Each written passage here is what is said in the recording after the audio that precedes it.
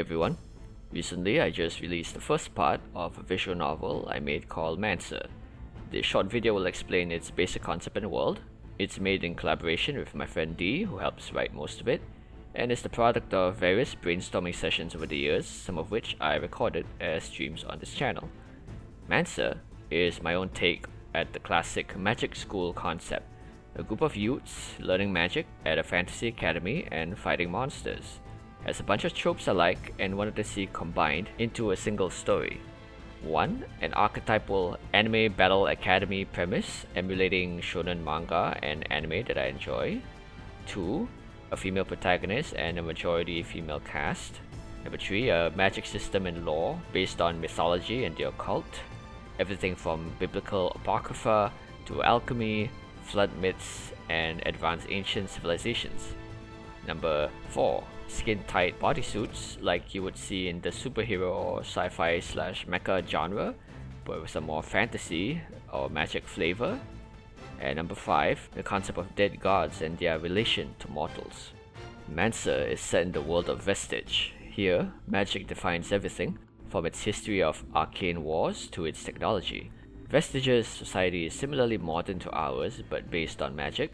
Latent magical energy called Aether runs most of modern life, from etherics, allowing the creation of phone-like devices called slates, to the creation of the Aethernet, allowing the archival and sharing of data. Vestige is also a post-apocalypse world.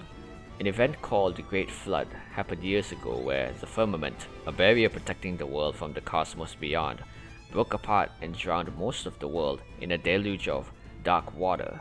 This water, made of primordial chaos, corrupts everything it touches, transforming the landscape into strange forms and even warping the dead, raising them into monsters called Fel.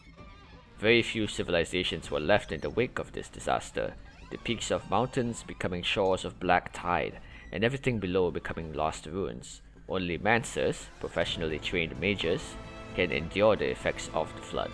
They do this by wearing skin suits, arcane raiment that is a combination of a diving suit and super suit, enhancing the wearer's strength and reflexes and allowing them to breathe in the flood and ignore its effects long enough to make it in and out. A Mancer's job is varied, but almost always dangerous. Some delve into the flood to recover relics and technology of the drowned world. Others hunt Fel to cull them and prevent their spread, while others still operate within the realms, rooting out cults and rogue Mancers that would threaten the last vestiges of Mortalkind. Vestige's history is defined by magic, and all magic originates from immortals, which are divine beings of all kinds, from gods to dragons and fallen demons. The first Mancers were simply normal, frail mortals who learned magic at the feet of these immortals through any means available. Some gained the trust of these immortals and apprenticed under them. Some claimed it by force or deception, and some even bore children, passing an immortal's blood and therefore their magic onto mortal kind.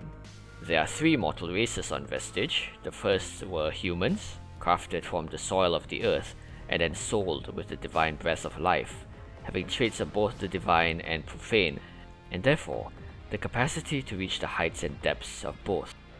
Through human unions with immortals over the eras, 2 more races emerged. Elves came from human unions with various members of the Fae, whose presence is so veiled on the earth that it's hard to say if they are in hiding or altogether extinct.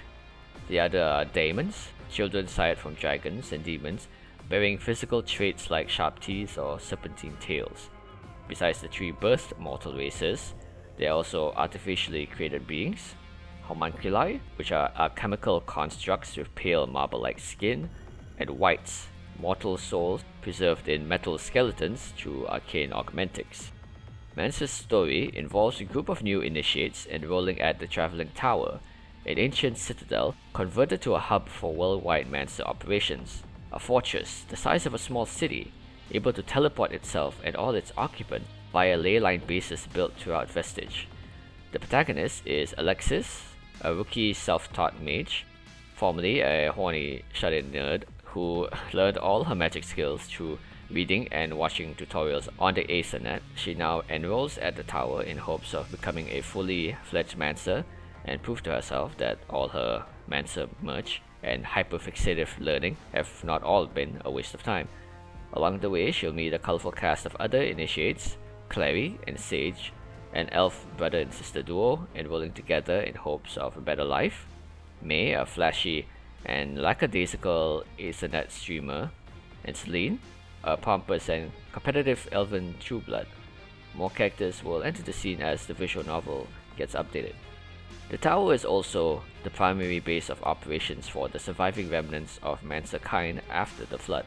These are also home to the surviving truebloods, the oldest and most powerful Mancer bloodlines. Some of the professional Mancers that Alexis meets are Sensei, a kind and outgoing teacher of magic at the Traveling Towers Academy District, Ofanizad al-Shildal, a famous Mancer and lord of one of the surviving True Blood houses, and Phlegius, a stately wight and head navigator who oversees the tower's operations and logistics whenever it travels between leyline bases. Now, for those of you who know me from my Ruby content, which should be most of you, it'll be no secret that Mancer shares a lot of Ruby-like DNA, not just superficial elements like the Monster Fighting Academy, but more similarities will also become clear the more you read the story and meet certain characters. However, with that said, Mancer is not my attempt at making a better Ruby or anything like that.